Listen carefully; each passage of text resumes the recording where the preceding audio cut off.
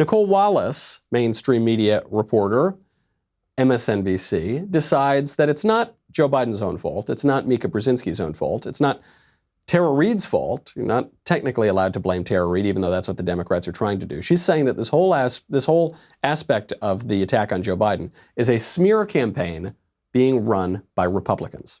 I think that this is a year without campaigns, without a campaign trail, without a campaign press corps. And the silver lining, if you will, is that voters are going to have to watch that interview this morning and make their own judgments about. There are no more arbiters. There are no more poobahs in either party. Let me just say this, too, having once been a part of the Republican Party. The right isn't running an intellectually honest operation to get to the bottom of whether Tara Reade was victimized. The right is running a smear campaign against Joe Biden. It's a smear campaign being run by the right. It's being run by the right, really? I thought it was being run by Tara Reade, who is a Democrat, who isn't just a Democrat. She's a Democratic staffer who worked for Joe Biden. That's what it is. And by the way, Republicans have been actually pretty laissez-faire about this whole thing. We haven't totally embraced the Tara Reade stuff. We're pointing out the hypocrisy of how Kavanaugh was treated versus how Biden's being treated by the media. But we're not totally embracing it. Actually, here's my evidence. President Trump is sort of defending Joe Biden. It's a brilliant, totally unexpected, but a brilliant move. President Trump was on Dan Bongino's podcast just a couple days ago, and he was asked about the Tara Reade allegations. And you ask yourself, how's Trump going to respond? Is he going to go hard after Joe and call him a creepy sexual assailant? Is he going to stay out of the fray? Or, this is the bizarre option, is he going to defend Joe Biden? And actually, defending Joe Biden was politically the smartest move. I've been falsely accused by people that I've never even seen. I've never even seen many of these people. And some of them, I met them, zero interest, okay, like zero. And all of a sudden you become a wealthy guy, you're a famous guy, then you become president. And people that you've never seen, that you've never heard of, make charges.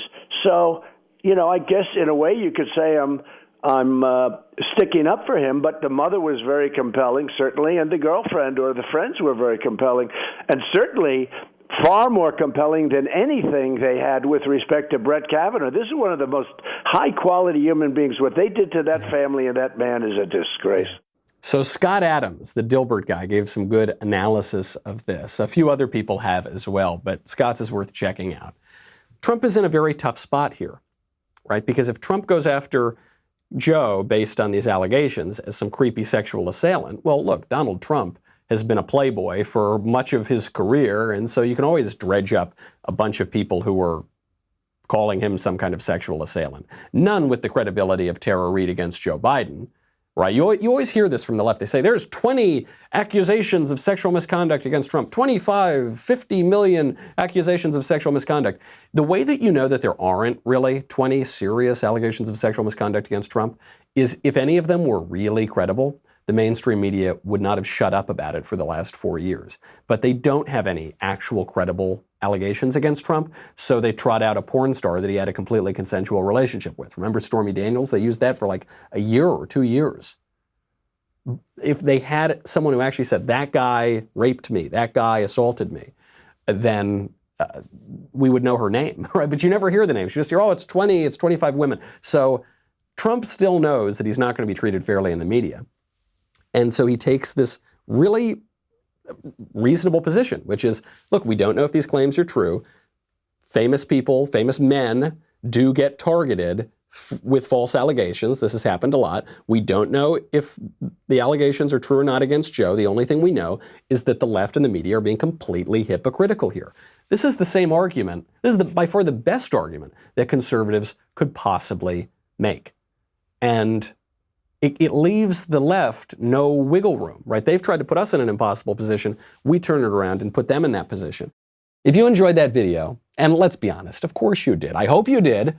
Be sure to hit the subscribe button so everyone wading through the wasteland of YouTube knows that we have the best content out there.